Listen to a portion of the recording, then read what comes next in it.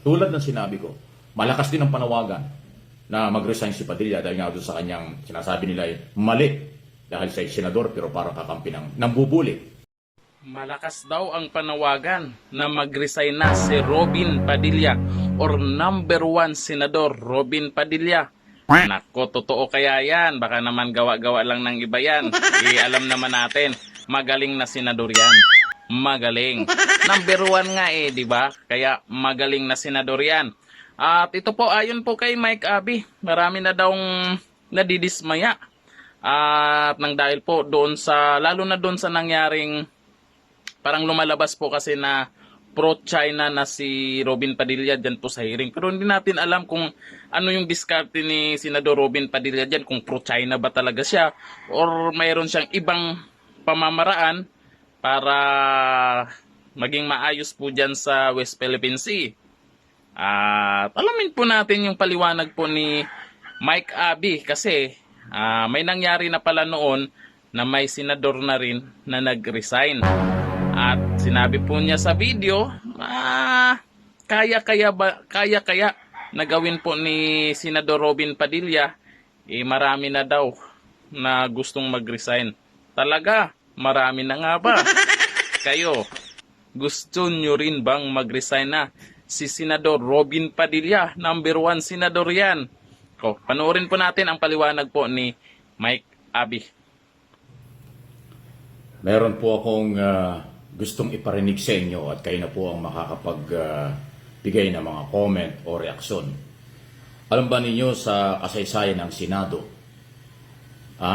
isa po si Senador Mig Subiri ang gumawa ng resignation o pag-alis sa Senado.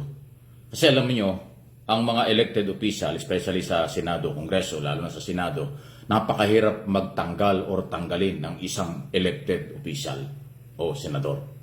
Pero kung meron pong issue ng delikadesa at saka po ang pagsalba sa pagkasira o nasisirang pamilya o pangalan, yan po ay pwedeng gawin para mag-resign ang isang senador kung pinagdududahan at sa mga ginagawa at dapat maisalba ang kanyang sarili. Napakaganda po nun. Okay? At nangyari po ito noong August 2011. So, anong ibig sabihin yan? More or less 12 years na. 12 years ago, may nangyari na pong ganyang pagre-resign. At ito ay gusto kong iparinig sa inyo kung ano ang inyong masasabi. Sandali lang po ha. At ito'y issue pa rin ho tungkol dun sa kay Senador Robin Padilla na alam naman nating napaka-controversial. Dali lang ho yung ating microphone. Napaka-confidential ng kanyang mga pinagsasabi tungkol ho dyan sa issue ng West Philippine Sea. Narito ho ang ngayon ay Senate President pero 12 years ago, bagong senador pero nag-resign. At bakit? Ito yon. Integrity and dignity. And I address this speech to reach our people to whom I owe my present position. Nais kong marating ang lahat ng ating mga kababayan sa sandaling ito sapagkat sa kanila nagmula o nanggaling ang katungkulan ko bilang isang senador ng ating bansa. In the May 2007 elections, I was elected and duly proclaimed as Senator of the Republic of the Philippines with more than 11 million votes. My proclamation was affirmed by the Supreme Court without prejudice to filing any case with the Senate Electoral Tribunal. This chamber and our people may take judicial notice that my proclamation was assailed through the filing of an election protest before the Senate Electoral Tribunal, alleging fraud and irregularities in some areas covered by the autonomous region in Muslim Mindanao. It was his right to do so, just as the law and the rules of elections gave me all the rights to file a counter-protest in areas where I also believe I was a victim of similar circumstances, which affected the actual number of votes I obtained in the said elections. Since the said election was conducted manually, and as experience will tell us, the manual count and reappreciation of the millions of manually prepared ballots from the various protested and counter-protested areas would take a long process and time to be resolved. And that is the reason why, since 2007 up to the present, the revision and the recounting of the manually prepared ballots are still proceeding at the Senate Electoral Tribunal. While this team protestant claimed that he had recovered substantial number of votes from the areas he protested, the records of the Senate Electoral Tribunal will also reveal that an equally substantial number of votes were recovered in my favor in areas which I counter-protested.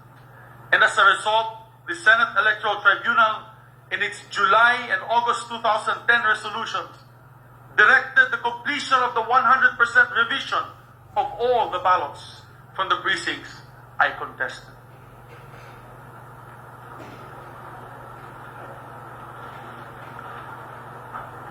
While my counter-protest is still pending before the Senate Electoral Tribunal, and the revision and recounting of the ballots are going on smoothly to find out the truth on the party's allegations, a number of highly suspect personalities suddenly cropped up, claiming that they were alleged witnesses to the alleged fraud and irregularities in the 2007 elections. Armed merely with their vocal cords and without any supporting documents to prove their allegations, these alleged witnesses are now shouting out loud, as if with full orchestration, that my election was marred with irregularities. My rival took advantage of this political situation. He and his supporters are now asking for my resignation as a duly elected Senator of the Republic, despite the pendency of his election protest at the Senate Electoral Tribunal. My political detractors, Mr. President, began calling me ugly names and dragging the name of my family in entirety. In other words, Mr. President, the trial by publicity has begun. The trial at the Senate Electoral Tribunal, where this issue could have been properly ventilated and resolved, has been practically set aside.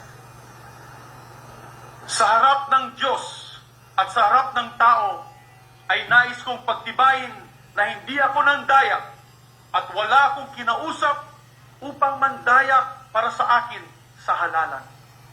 Lahat ng akusasyon laban sa akin ay pawang walang katotohanan. Let me repeat, Mr. President, I did not cheat. I did not ask anyone to cheat for me. And my family and I will never. Ayun. So, yun po yung yan yung speech po ni Senador Juan Ponce Enrile ng panahong yan. Okay? Well, andali lang at iniipit lang natin ito. Ganito yan. Kaya ko po pinarinig sa inyo dahil po ang dami nagsasabi sa mga comments, reaksyon dito sa channel na ito, Mike Abby Opinions, at sa iba-ibang mga balitaan sa media at social media na nagsisisi at ang sabi nga nila ay dapat mag-resign si Senador Robin Padilla dahil nito sa kanyang mga sinabi na pro-China ang dating at hindi sumusunod sa policy ng ating gobyerno samantalang siya ay Senador-elect. So, itong si Subiri, kaya ako pinarinig po yan, baka nakalimutan ninyo, 12 years ago, August 3, kung di ako nagkakamali, 2021, nung siya ay mag-speech kasama ang kanyang pamilya doon sa gallery ng Senado. At nag-resign, mahaba po yung speech na yun pero hindi ko na pinarinig lahat. Nag-resign siya dahil nga ako nasisira daw ang kanyang pangalan at ang kanyang pamilya dahil sa mga akusasyon sa kanya ng taong bayan. So pinangalagaan niya ang kanyang pangalan, ang kanyang pamilya, ang kanyang sarili. Nag-resign sa kauna-unahang pagkakataon. Yun po yung record na ang sabi ko nga, kaya-kayang gawin ni Senador Padilla yung gano'n. Ganito, mas matindi po itong issue ng kay Robin Padilla kaysa sa kay Subiri. Ang kay Subiri, pagdududa lang na na-involve siya sa dayaan sa eleksyon na ang kalaban nun ay Pimentel noong 2007. Kaya after 4 years, nag-resign siya. Meron pa siyang 4 na taon na term dahil 8 taon ang senador. Nag-resign siya. Nagulat ang mga senador noon. Talagang nagkaroon ng 100% quorum doon sa Senado. Pumasok lahat talaga sila dahil alam nila mag-i-speech at magre-resign si Senador Subiri dahil sa issue. Ganong katindi po yung paninindigan ng mama. At hanggang ngayon, dala-dala yan. Kaya nga nung si Senador Padilla ay nagsalita at kinokontra yung presensya ng Amerika sa West Philippine Sea, doon sa public hearing sa Senado, dumating si Subiri doon at pinanindigan niya. Mali yung sinabi ni Padilla at siya naniniwala, karapatan ng Amerika, karapatan ng Pilipino, ipaglaban ang West Philippine Sea dahil nasa sa batas. So ganun po yung prinsipyo ng mama. So pinarinig ko sa inyo yan para kayo magkaroon ng idea. Tulad ng sinabi ko, malakas din ang panawagan na mag-resign si Padilla dahil nga doon sa kanyang sinasabi nila ay mali dahil siya ay senador pero parang kakampi ng bubuli. Water cannon, laser, di ba? Halos mabulag yung Philippine Coast Guard natin. Laser, water cannon, harassment sa mga mangingisda, harassment sa Coast Guard, pagkuha ng mga coral, likas na yaman, yan po eh. Pero siya ay papur pa rin doon. So, yun ho yung iso kaya ko na iparinig. Nasa inyo po yan. Kaya nga ang tanong, ulitin ko, kaya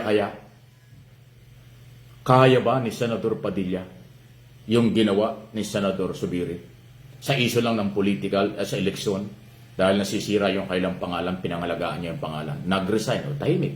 Pero alam ba niyo ang nangyari doon? Yung dumating sunod na eleksyon, kumandidatong Senador si Subiri dahil merong kredibilidad. Nag-iba ang tingin ng tao sa kanya, sinuportahan panalo, naging senador ulit, tuloy-tuloy. Ganon. Okay? So, ito yung hamon ngayon at halimbawa. Kaya ako tinalakay kasi president ito eh. Nagawa ng senador mag-resign kasi ang senador mahirap tanggalin. Pero pwedeng mag-resign. Pagka kasi nag-resign ka, walang makakapigil.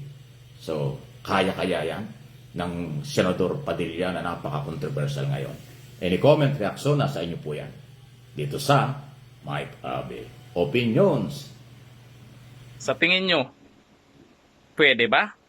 Pwede bang mag-resign si Robin Padilla or baka naman mas marami pa ring naniniwala sa kanya? Akalain mo ba naman?